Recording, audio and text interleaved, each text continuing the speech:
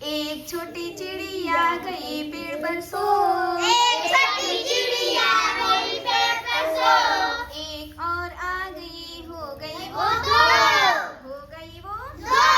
दो छोटी चिड़िया बजा रही थी बीन। दो छोटी चिड़िया बजा रही थी बीन। एक और आ गई, हो गई वो तीन। हो गई वो तीन। तीन छोटी चिड़िया चला रही थी कार। तीन छोटी चिड़िया चला रही थी कार। एक और आ गई, हो गई वो चार। हो गई वो चार। कितनी हो गई? चार। चार छोटी चिड़िया कर रही थी नाच। चार छोटी चिड़िया कर रही थी नाच। एक और आ गई, हो गई वो चार। पांच। एक और आ गई, हो गई वो पांच। चार और एक मिला के कितनी हुई? पांच। बहुत अच्छा।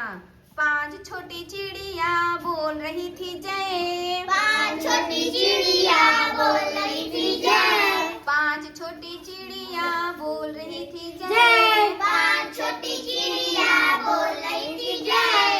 एक और आ गई, हो गई वो छह। हो गई वो छह। कितनी हो गई? छह। बहुत अच्छा।